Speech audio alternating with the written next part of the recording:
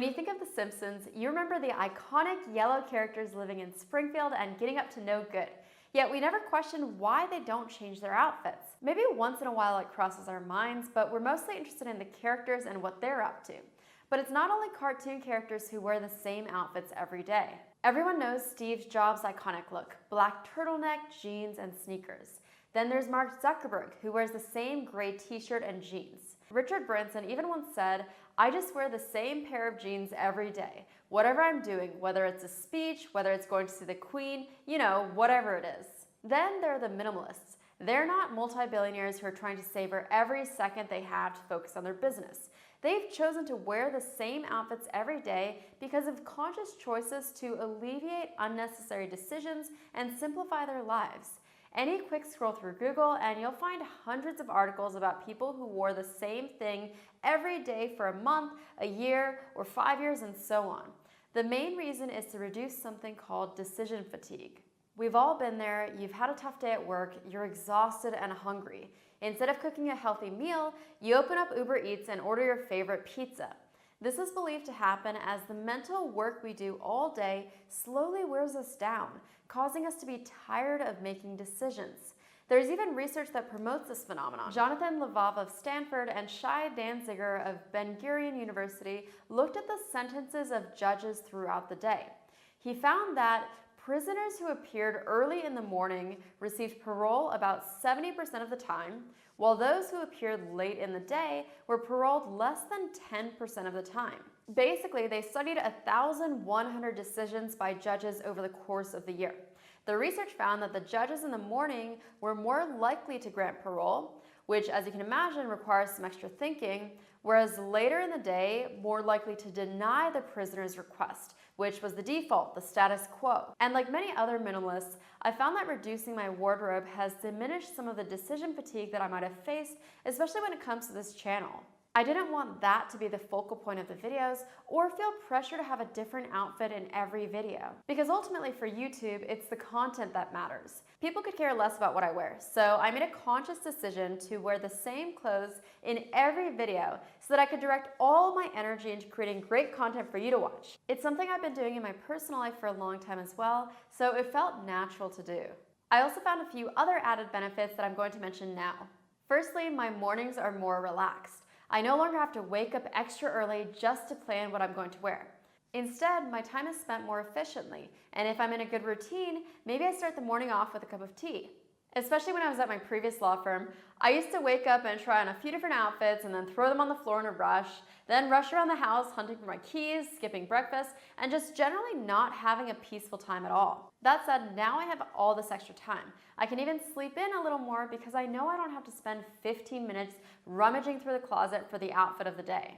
Another reason is my look is now a staple of the channel, just like The Simpsons. And in my personal life, it's not like anyone ever compliments my style or calls me a fashionista, since most of my collection is just basics from Uniqlo, but I'm not setting out to be the best dressed, so that's fine. Before I get into the next benefit, just a quick message: just because your wardrobe is minimal doesn't mean your credit card reward should be minimal. I'm very excited to talk about today's sponsor, Save. I've talked about them before, but now I'm even more excited to tell you about their latest credit card, which rewards cardholders with portfolio investments instead of points or direct cash back for all purchases. They'll be offering 2 new cards, one, the Wealth Plus card, and 2, the Wealth Premium credit card. With the Wealth Premium credit card, your potential equivalent cashback value could be 6%. Given that your returns will be based on the returns of the stock market, it's important to note that this number could be higher, but it may also be lower. The minimum return, however, will always be 0, so you will never lose money if the stock market takes a turn for the worse. These are premium products and compete with Amex Platinum, Chase Sapphire Reserve, and Capital One Venture X credit cards. This chart shows the equivalent money value of card benefits received versus other premium credit cards. For Save, you can expect over $2,000 in value of rewards in year 1 and around $1,770 per year in value of rewards after that. When spending with their preferred brands like Apple or Amazon, you can earn up to 18% in return potential. Depending on the brand, this level of equivalent cashback potential is truly unique. If that sounds good to you, click the link below to learn more and apply for their credit card. Now back to the video. My third reason for wearing the same thing every day is I save money. When I see a sale in a store, I'm no longer inclined to pop in and have a look and get tempted to buy something. I already have all my outfits. Also, I'm not buying new clothes each season or trying to keep up with the trends. And when I do buy new clothes, I know what I'm looking for. I go to that section of the store, find the item, buy it, and leave. In my personal life, I do have a bit more variety in my clothing. It's not as strict as my white shirts only policy for YouTube. If I'm going out for a special occasion, I'll dress up.